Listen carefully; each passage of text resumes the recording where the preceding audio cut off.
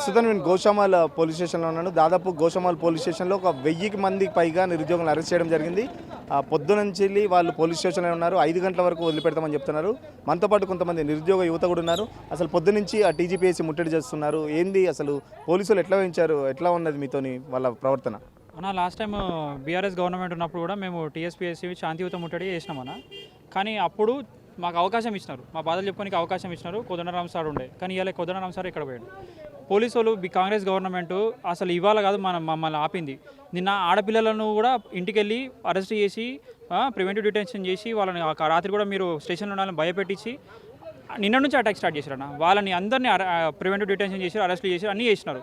ఇవాళ దిల్సునగర్లో, అశోక్ నగర్లో, నాంపల్లిలో ప్రతి దగ్గర ఎక్కడెక్కడ విద్యార్థులు ఉంటారో, సమీకరణ ఉంటుందో, ఉస్మాన్ యూనివర్సిటీ దగ్గర అందరిని అరెస్ట్ చేసేసినారు. అందరినీ ప్రతి ఒక్కరిని అరెస్ట్ చేసినారు. ఆ కనిపించిన వాళ్ళు అందరిని అరెస్ట్ చేస్తే ఇప్పుడు ఎట్లయితుంది? మేము వచ్చింది ఎందుకు? వాళ్ళు వచ్చి అక్కడ మాట్లాడుకొని, సార్ మా బాధలు ఇవి, మహేందర్ రెడ్డి సార్ మేము వచ్చి కాంగ్రెస్ మినిస్టర్లను కలుస్తేనేమో మీరు డిసిషన్ తీసుకోవాలంటారు, మీ దగ్గరకు వస్తేనేమో కాంగ్రెస్ గవర్నమెంట్ డిసిషన్ తీసుకోవాలంటారు.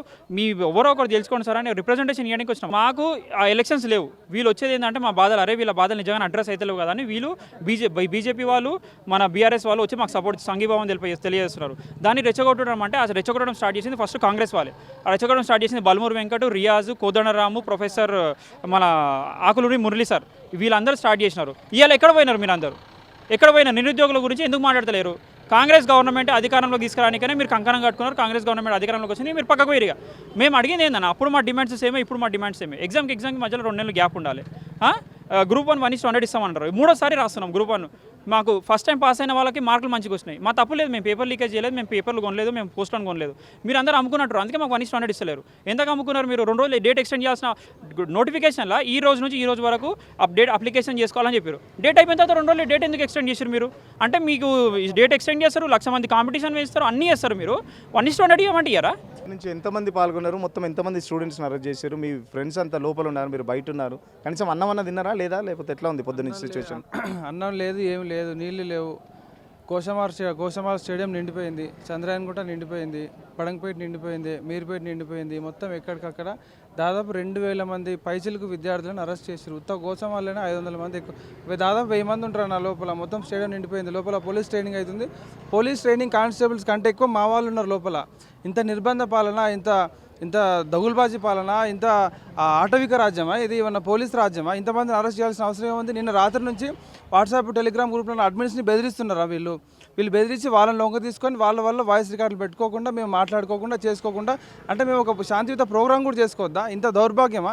పోయినసారి లాస్ట్ టైం కేసీఆర్ గారు మాకు మేము దాదాపు 4-5 గంటలు ఆడ కూర్చున్నా కూడా మా బాధలు విన్నాడు. ఆయన 2 రోజుల్లో పోస్ట్పోన్ చేసి ఆయన మాకు ఫేవరబుల్గా డెసిషన్ తీసుకున్నాడు. మరి ఈయనకేమైంది? గుంపమేస్త్రికి రాత్రి ఢిల్లీ నుంచి వచ్చి 1 గంటకు నువ్వు బీఆర్ఎస్ ఎమ్మెల్సీలను జాయిన్ చేసుకోనికి నీకు టైం ఉంటుందా? 1 గంటకు బీఆర్ఎస్ ఎమ్మెల్సీలను జాయిన్ చేసుకోనికి టైం ఉంటుంది, కానీ 10 నిమిషాలు మా బాధలు వినడానికి నీకు టైం లేదు. దాదాపు కలిసే ప్రయత్నం చేశారా? మంత్రులు కానీ ముఖ్యమంత్రి కానీ కలిసే ప్రయత్నం చేశారా? గత 20 రోజుల నుంచి మీరు ప్రోగ్రామ్ చేస్తున్నారు. అన్నీ అయిపోయినాయి అన్న. ఎమ్మెల్సీలను, ఎమ్మెల్యేలను, మినిస్టర్లను, ఒక గుంపు మేస్త్రి తప్ప అందరిని కలిసినాం. ఒక గుంపు మేస్త్రిని తప్ప పక్కన వాళ్ళ గురువు చంద్రబాబు నాయుడు గారు ఇప్పటి వరకు 4 సార్లు విద్యార్థులను కలిసిండు, నిరుద్యోగులని. వాళ్ళు సింగిల్ లెటర్తోన వాళ్ళ పని ఏమైంది తెలుసా? గ్రూప్ 2 పోస్ట్పోన్ అయింది, 1:100 డిప్యూటీ ఈవో అయిపోయింది, గ్రూప్ 1 మెయిన్స్ 1:100 తీస్తున్నారు. వాళ్ళ ఒక సింగిల్ లెటర్తో 4 డిమాండ్స్ వాళ్ళు నెరవేర్చుకుంటే మేము ఏమని కొట్లాడాలి? ఎంత కొట్లాడాలి చెప్పు? సేమ్ లాస్ట్ ఇయర్ ఇదే ప్రాబ్లం అయింది. మరి లాస్ట్ ఇయర్కి ఈ ఇయర్కి గవర్నమెంట్ ఏం నేర్చుకున్నది? ఆ పోయిన గవర్నమెంట్ అయితే వాళ్ళకి అవకాశం లేదు. మరి వీళ్ళు ఏం నేర్చుకున్నారు? అంటే మమ్మల్ని నిర్బంధించడం నేర్చుకున్నారా? దిల్సుఖ్ నగర్ మొదలుపెట్టుకే చైతన్యపురి, అశోక్ నగరు, గాంధీ భవన్, ఎర్రగడ్డ, చిక్కట్పల్లి, ప్రతి మెట్రో స్టేషన్లో ఎక్కేకాడ దిగేకాడ పోలీసులు వాళ్ళ వాట్సాప్ గ్రూపులు చెక్ చేయడము, టెలిగ్రామ్లు చెక్ చేయడం, ఆడోళ్ళు మగోళ్ళు అందరిని తీసుకుపోయి పోలీస్ స్టేషన్లు వేస్తారా?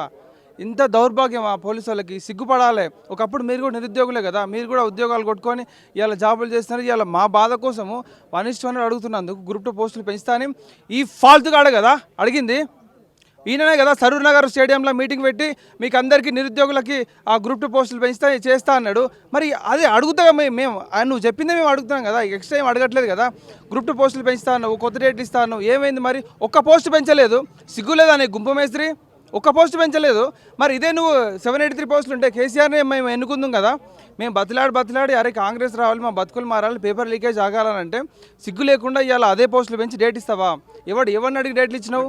గతంలో మీరు బస్సు యాత్ర కూడా చేపట్టుంటారు, మీరు ఫోటోలు కూడా చూపెట్టినట్టు కొన్ని. మీరు బస్సు యాత్ర చేపట్టి మీరు అప్పుడు ఏ విధంగా ఓటర్లు అంటే ఎట్లా ఆడుకున్నారు, ఓట్లకు సంబంధించి కూడా మీరు బాగా తిరిగినట్టున్నారు. మేము బస్సు యాత్ర పోయినప్పుడు సింగిల్ ఎజెండా ఏంటంటే మీకు అన్నీ వస్తున్నాయి, మీకు రైతు బంధు, రైతు బీమా, సోకాళ్ళు అన్ని స్కీమ్స్ వస్తున్నాయి. అయినప్పటికీ మాకు ఉద్యోగాలు రావట్లేదు. ఎందుకంటే పేపర్ లీక్లు అవుతున్నాయి, అన్నీ అమ్ముకుంటున్నారు. దయచేసి మా మాట వినండి, మా బాధలు వినండి. ఈ ఒక్కసారికి ఇంట్లో 3-4 ఓట్లు మొత్తం కాంగ్రెస్కి వేయండి అని అడిగితే, మేము రిక్వెస్ట్ చేస్తే ఆయనకి ఇలా గవర్నమెంట్ ఫామ్ అయింది మేస్త్రికి, గుంపు మేస్త్రికి 64 ఎమ్మెల్యేలు ఉత్తీర్ణే రాలేదానికి, దాదాపు 30-40 చోట్ల ఓడిపోతున్నారని అనిపిస్తే ఆయనకి ఇంటెలిజెన్స్ రిపోర్ట్ వస్తే మేము గెలిపిస్తే ఆయన ఇవాళ గుంపు మేస్త్రి అయ్యండు. బల్మూరు వెంకట్ ఎమ్మెల్యే కోటాలో ఎమ్మెల్సీ అయ్యండు. హుజూర్ నగర్లో 3000 ఓట్లు వచ్చినాయి నీకు.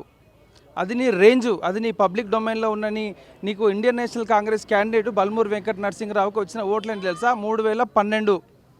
3012 ఓట్లు వస్తే ఇవాళ మా మీద ఎక్కి మమ్మల్ని రూల్ చేస్తున్నావా నువ్వు?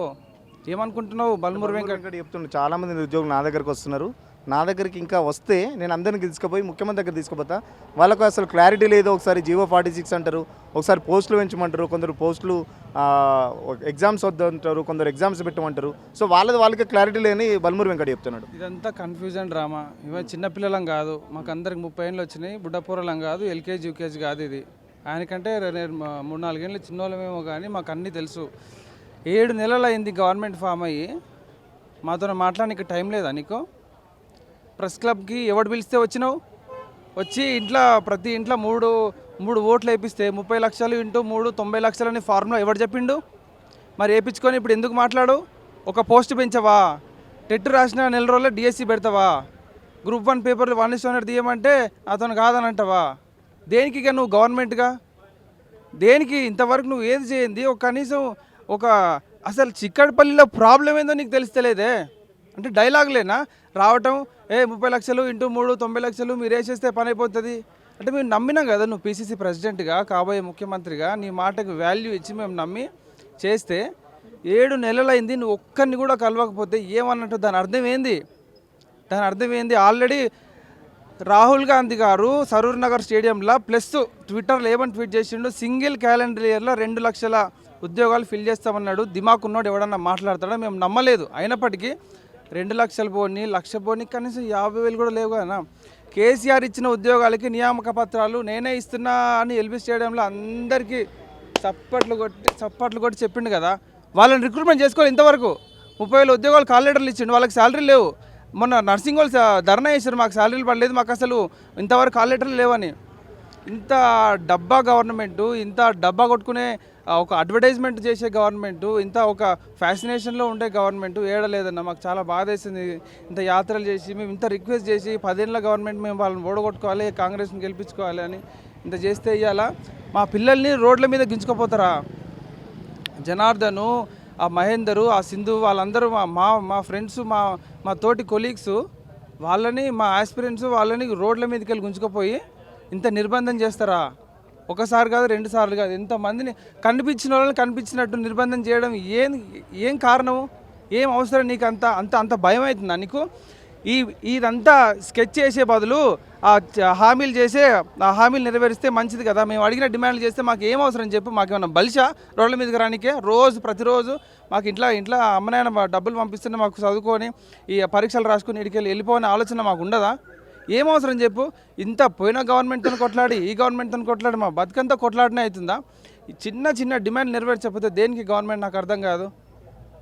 ఇంత చాలా దారుణంగా చేస్తున్నాను. ఇది మాత్రం మేము తీవ్రంగా ఖండిస్తున్నాం. ప్రభుత్వం చేస్తుందన్న నమ్మకం ఉందా? ఎందుకంటే ఇంత నిర్బంధం మధ్యలో మీకు ఆల్రెడీ ప్రభుత్వం ఒక రకంగా మిమ్మల్ని చదువుకోండి, మిమ్మల్ని ప్రిపేర్ చేస్తుంది, పోస్టులు డేట్లు పెంచామని డేట్లు ఎక్స్టెండ్ చేయమని ఒక రకంగా ఇండైరెక్ట్గా చెప్తూ వస్తుంది. అయినా మీ కార్యాచరణ భవిష్యత్తులో ఎలా ఉండబోతుంది అన్న? భవిష్యత్తు కార్యాచరణ చలో ఢిల్లీ ఉందన్న. నెక్స్ట్ కార్యాచరణ ఎందుకంటే బల్మూరు వెంకట ఏమన్నాడు ఇంతకుముందు, మీ రిపోర్ట్ అడిగితే స్టూడెంట్ ఒకరు ప్రాబ్లము ఒకరికి జామిలింగ్ ఉంది, వాళ్ళకే సరిగా అవగాహన లేదు అని వాళ్ళు చెప్తారు కదా. మీరు గిట్ట సరిగా ఎట్లా అడుగుతలేరు ఆయనకు. మేము ఏం అడుగుతున్నాం? ఫస్ట్ గ్రూప్ 2 గ్రూప్ 3 పోస్టులు మాకు జాబ్ కాలం ప్రస్తుతం వద్దు. జాబ్ క్యాలెండర్ వద్దే వద్దు, ఇప్పుడు ఈ రోజు వద్దు, రేపు వద్దు, మాకు జాబ్ క్యాలెండర్ వద్దు. ఎవరు అడుగుతలేరు జాబ్ క్యాలెండర్. జాబ్ క్యాలెండర్ అడుగుతుంది ప్రతిపక్ష నాయకులు, స్టూడెంట్లు జాబ్ క్యాలెండర్ అడుగుతలేరు. First of all job calendar ఏముంది, వచ్చే 2025కి ఉంది, మాకు 25కి అవసరం లేదు, మాకు ప్రజెంట్ 24కే కావాలి. ఇప్పుడు ఉన్న జాబ్ మేము కొట్లాడుతుంది ఇప్పుడు 2024కి.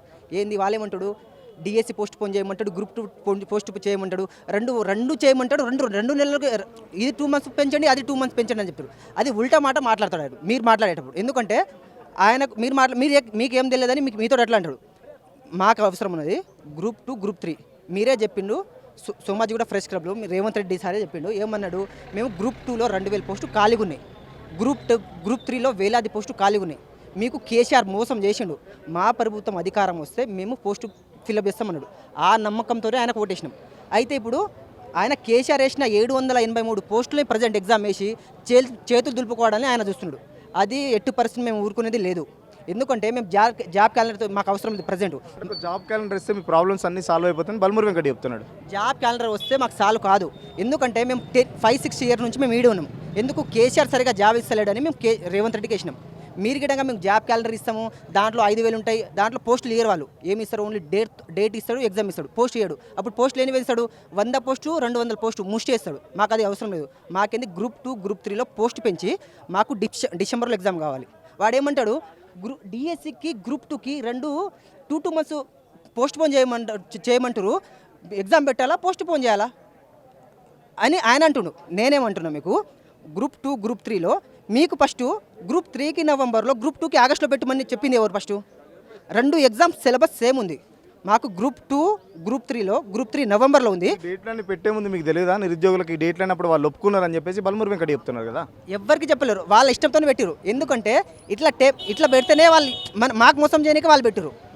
అందుకని మేమేం చెప్తున్నాము, గ్రూప్ 2కి డిసెంబర్లో పెట్టి, గ్రూప్ 3 నవంబర్లో పెట్టి, గ్రూప్ 1కి 1:100 చేయమంటున్నాము. మామూలుగా స్టూడెంట్ డిఎస్సికి వాళ్ళు ఏమంటారు, గ్రూప్ 2కి డిఎస్సి ఎందుకు పోలుస్తుంటారు వాళ్ళు, డిఎస్సికి 1 month ఎక్స్టెండ్ చేయమంటారు. ఎందుకంటే ఆగస్టులో డిఎస్సి పెట్టమంటారు. ఇప్పుడు జూలైలో డిఎస్సి ఉందా, దానికి ఆగస్టులో గ్రూప్ 1 పెట్టి, గ్రూప్ 1 అక్టోబర్లో ఉంది, అది అక్టోబర్ పెట్టి, గ్రూప్ 3 నవంబర్, గ్రూప్ 2 డిసెంబర్. ఇది పెడితే ఎవరికి ఏం ప్రాబ్లం ఉండదు.